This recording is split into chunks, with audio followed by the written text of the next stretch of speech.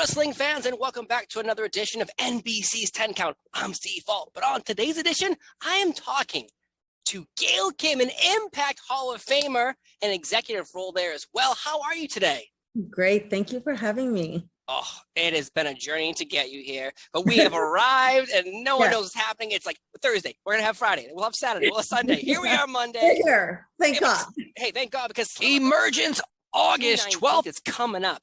20 years of Impact Wrestling. That has got to be one of the biggest things ever, because if you think about the history of Impact, every year people would say, oh, it's going to close. Yeah. Oh, it's going to close. Here we are 20 years. Isn't that amazing? It's amazing. And listen, I've been part of this company 15 out of the 20 years. So I've seen all the roller coasters. I've seen all the ups and downs. I've been part of all those lows when people are saying, yeah, they're done. And look, we're still standing here 20 years later. Yes.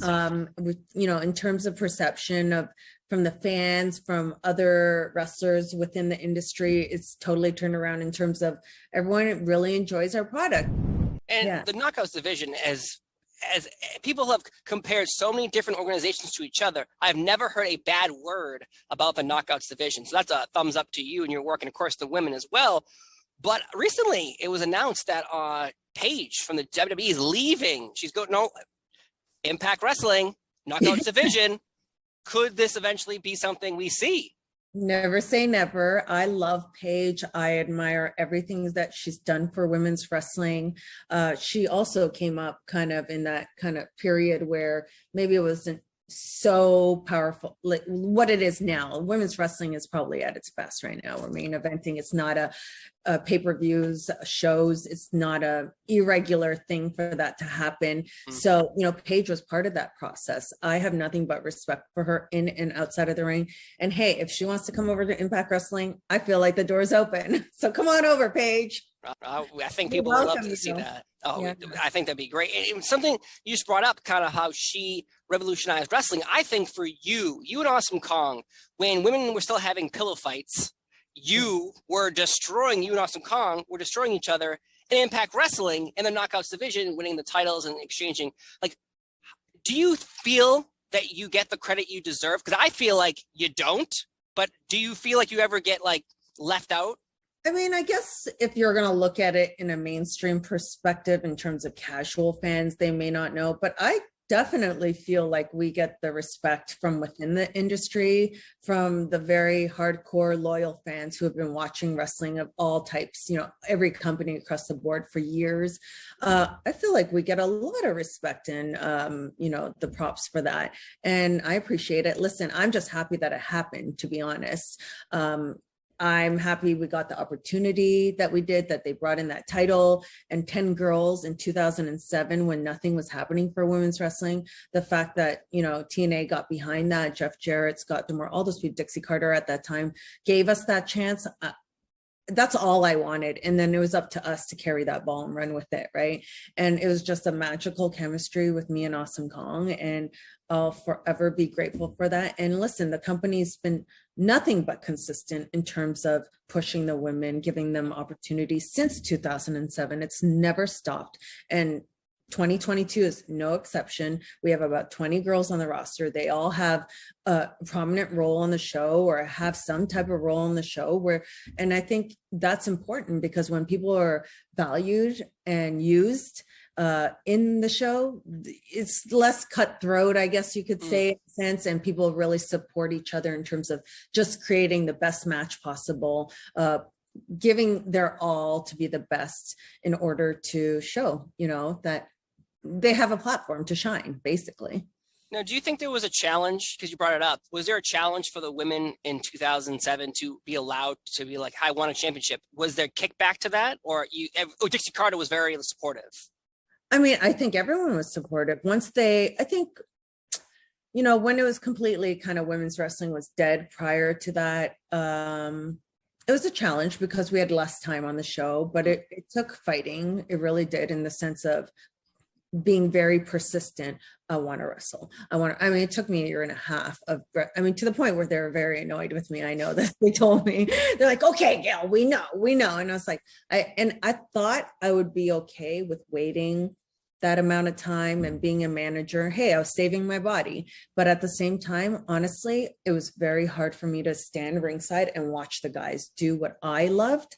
And so it becomes, you get to a point where you're like, hey man, my clock is ticking here. I need to be able to show what I can do and not waste myself, and that's what I loved. And they gave me that opportunity. Thank God. Yeah. Again, I don't think I can say enough good things about. That's why when someone told me, oh, I'm talking to Gail Kim, I was like, good, because I need to tell her that I am 100% a Gail Kim supporter and everything you've done. Again, you brought up mainstream. People are never, I don't think the mainstream WWE fans are ever going to give you the credit. And that's unfortunate. But I know the hardcore fans, the people who are watching for 20 years, 30 years, have never stopped, will always look at you and put you on a pedestal because that's where you belong. Thank you. Well, I guess it depends on what you want to accomplish in this business, right? So I didn't really think about ultimate fame or anything like that. So I did accomplish everything I ever wanted, because during my career, even halfway in my career, when I didn't have all these accomplishments, people would ask me, what do you want to walk away from this business with? And I said, me personally, not everyone has the same goals. I just wanted everyone to remember me as one of the best wrestlers in that ring, and to have the respect of my peers and from fans, of course. And I feel like I have it. I feel very satisfied from what I accomplished, and I wouldn't trade it for anybody in the world, to be honest. Of course. Recently on a Mick Foley podcast, he said, don't let someone else measure your success. Yes. And obviously with you, again, I think everyone who knows you are the best, you are on the pedestal, you are the woman who forefronted the Women's Revolution, along with Paige and Emma in the WWE.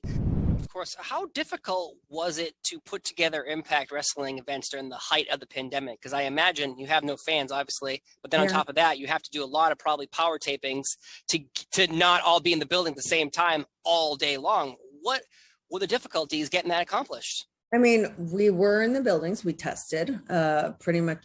We did test every single time we went to work.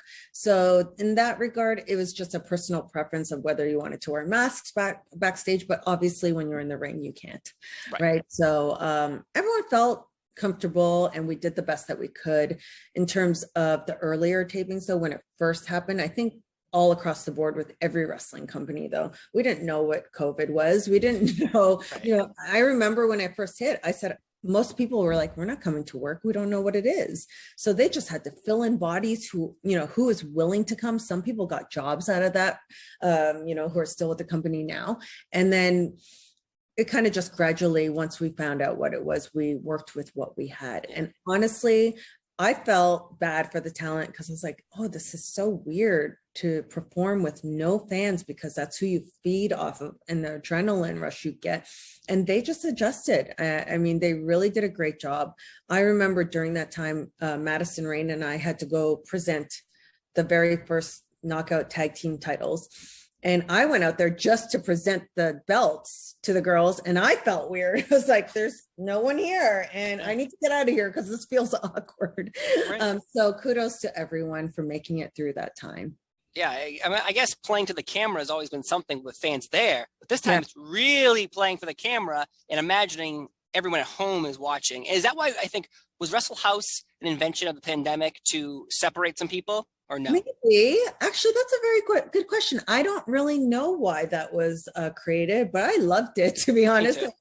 Yeah, it was like this thing that just grew better and better and better with each week.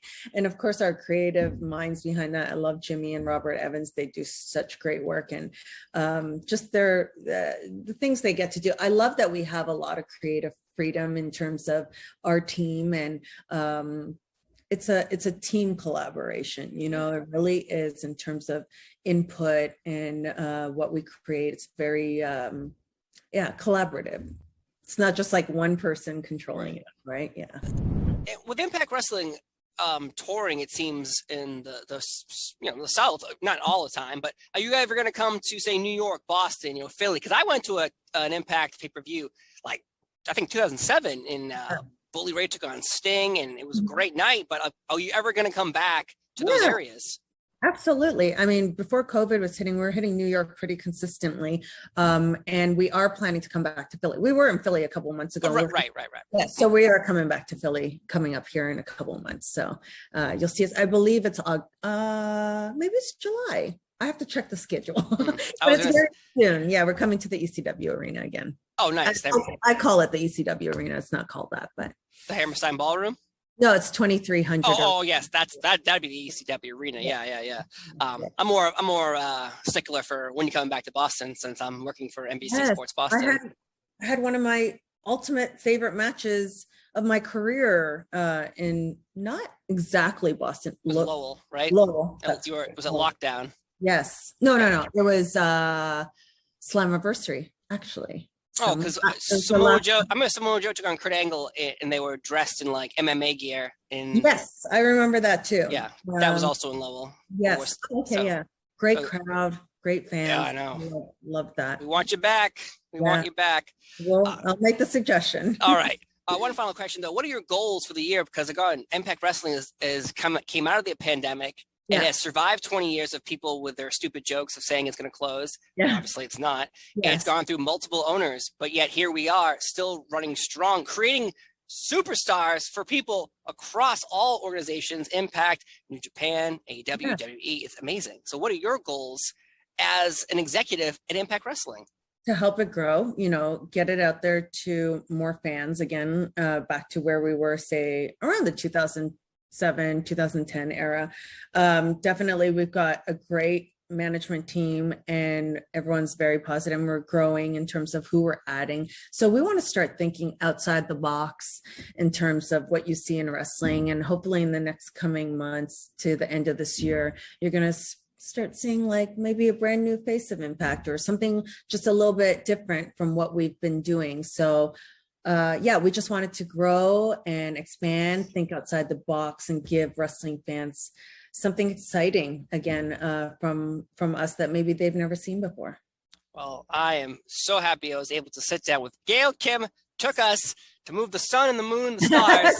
We got it. We got it here. So Gail Kim from Impact Wrestling, thank you so much for being here on NBC's Talent Con. I've been Steve Fall. She's been Gail Kim. It's a dream come true. Have a wonderful day, folks. Bye.